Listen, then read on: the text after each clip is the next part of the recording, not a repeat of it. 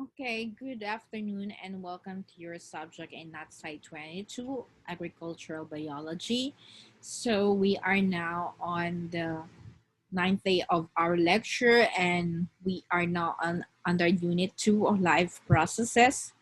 And last time we discussed about the chemistry of life and now we are on the chapter 8, 2.8, which is bioenergetics. So before we start, I would just like to remind everyone to submit your prelim exam, which are already posted in the Google Classroom. So this in continuation to chemistry, we will talk about bioenergetics. So what is bioenergetics? Bioenergetics is the study of energy from the word energetics in living systems, in specifically in the environment, all living things, and the organisms such as plants and animals that utilize energy. That's why bio, the study of life, all living organisms, and the energy used. So that's bioenergetics. So let's take a look on energy. We all know that and we require energy and is even required by all organisms in order to do physical activities, mental activities, and so on. No? And energy may be in the form of kinetic or potential. So you have learned this in your previous years, and this is just a review before we proceed with it to help you remember and also understand better agricultural biology. So kinetic energy is the energy of motion, and heat and light and energy are example of the kinetic energy since heat, light are moving from a distance, no? And we call them potential energy or the energy of position, which includes energy stored in chemical bands. So again, kinetic energy is the energy in action and potential energy is the energy stored by chemicals.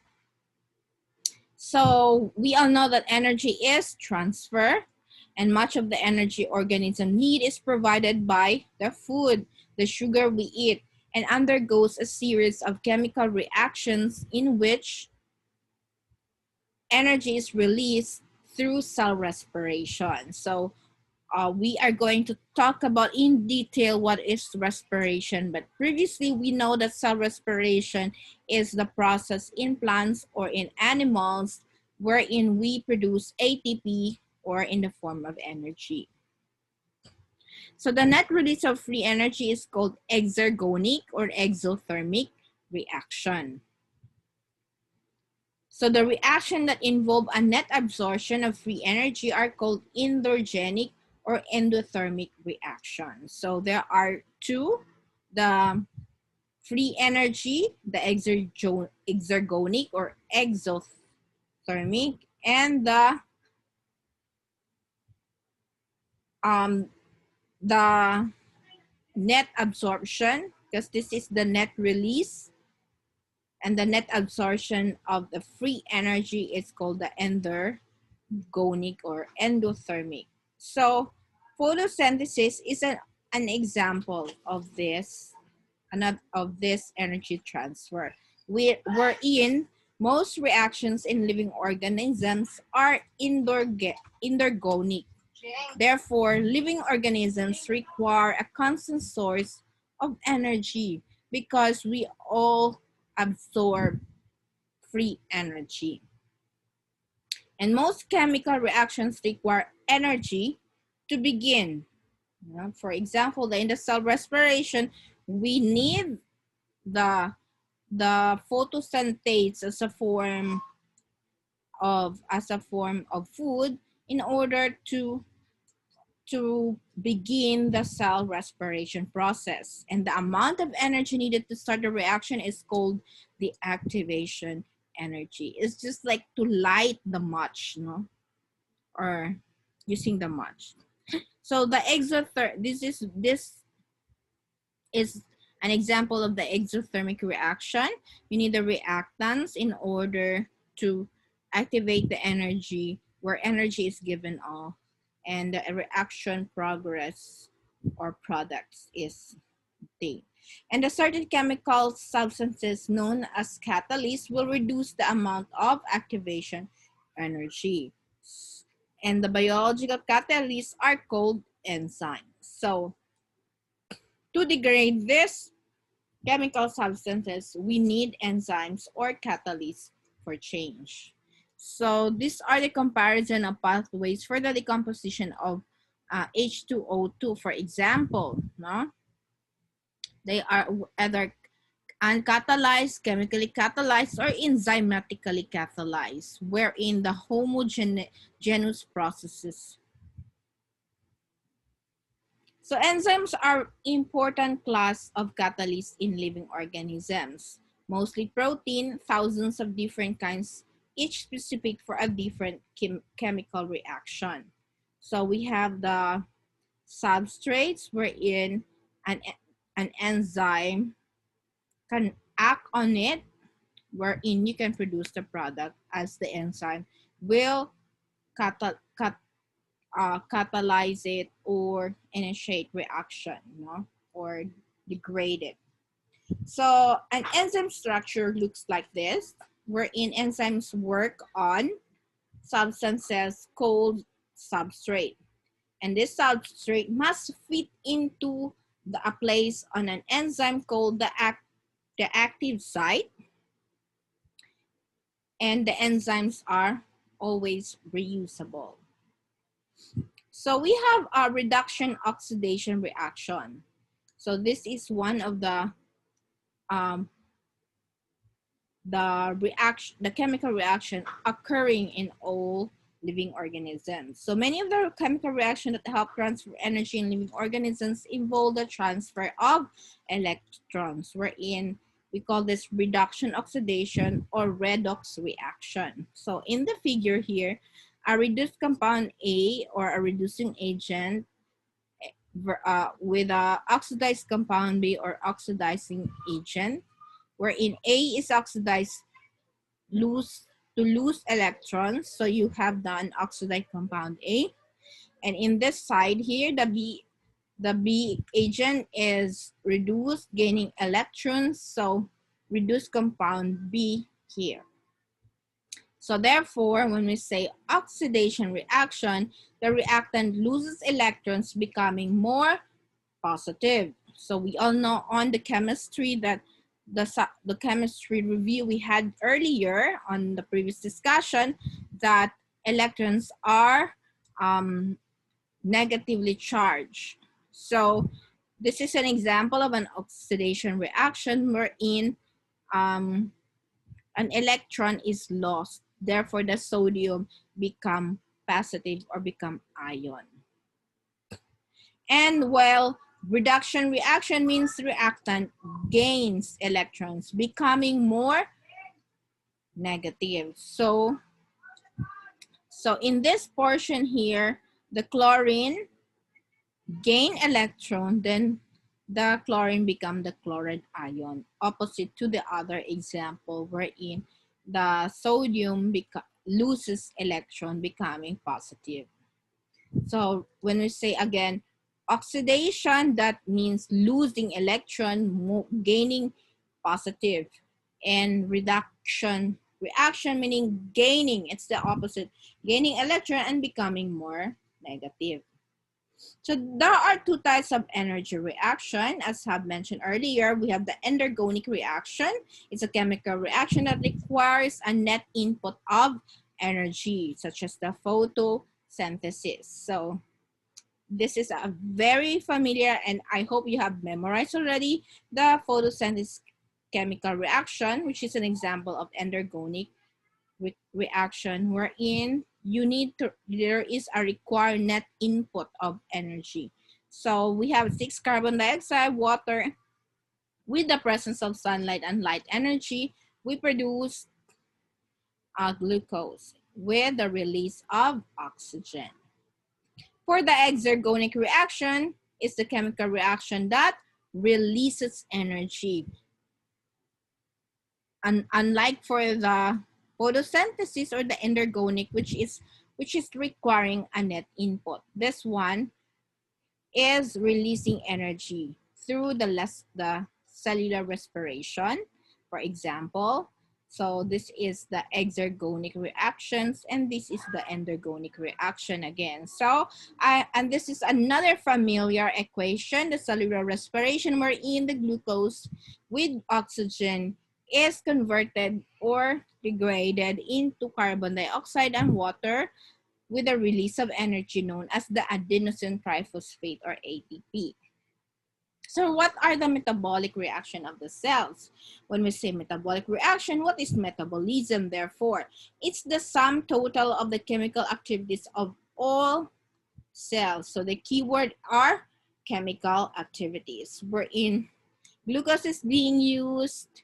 This is, for example, in the case of an insect, and the carbon dioxide is released as well as water, and then the ATP is produced. So there are two types of metabolism, the anabolic pathway and the catabolic pathway.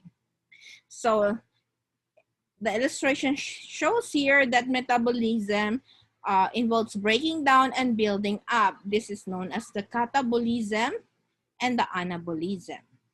So what is the anabolic pathway? These are metabolic reactions which consume energy or endergonic to build complicated molecules from simpler compounds. So once again, example is the photosynthesis. So this is definitely endergonic or anabolic, no? So as again, the equation shows.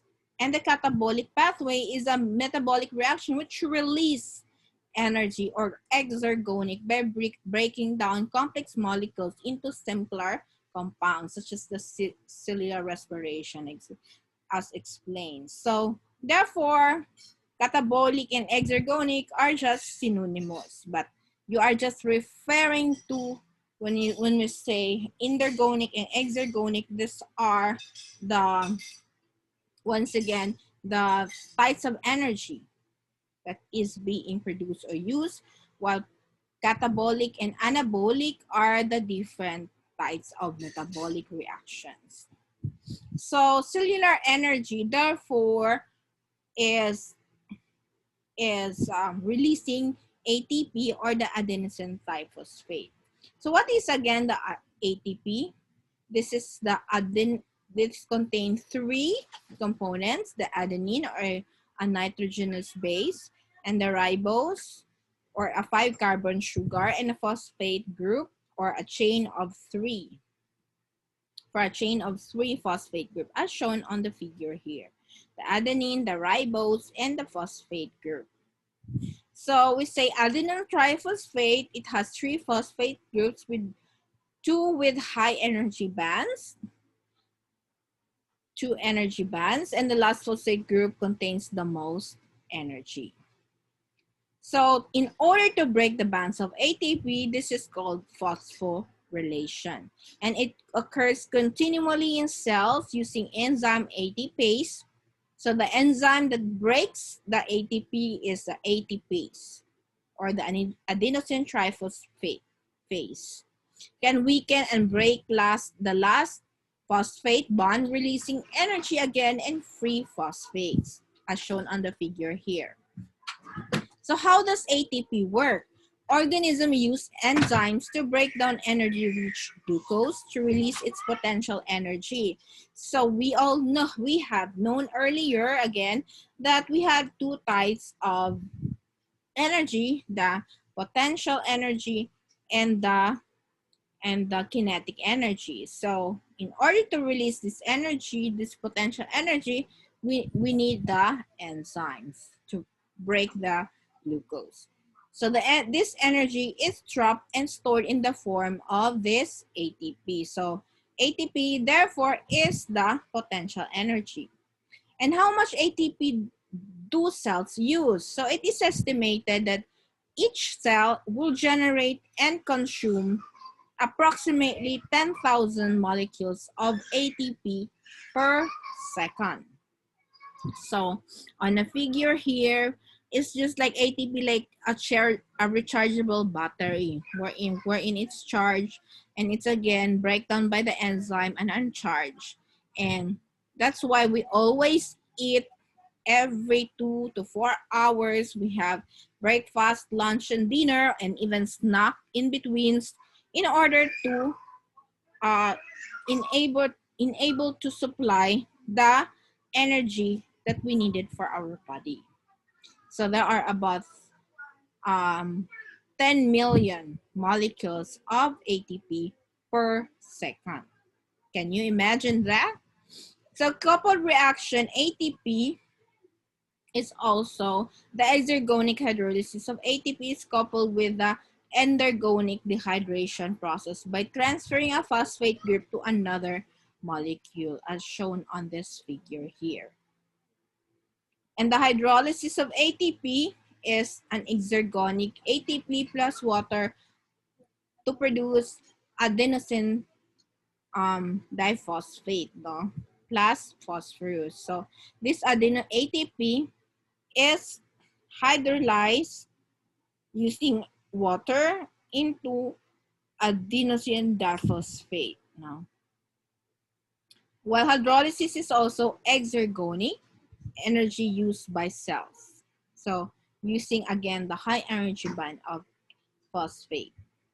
Dehydration of ATP involves endergonic ADP plus phosphate for the production of ATP and water. So there is dehydration or the removal of water here to produce adenosine diphosphate into adenosine triphosphate.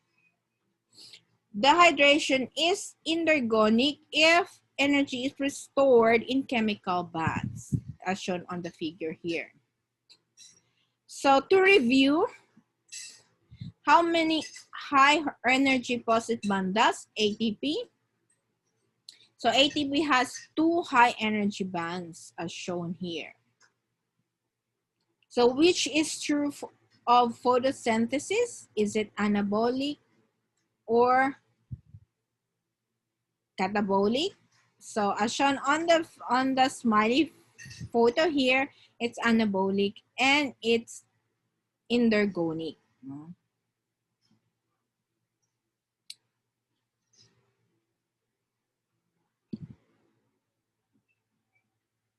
So I guess that's all for this afternoon. So if you have questions, so you just comment on the posted video here and I will see you again on the next video. So don't forget to answer the quiz that will be posted after this video and also your questions if you have. So thank you very much for listening and watching this video and I will see you again on the next topic. Bye.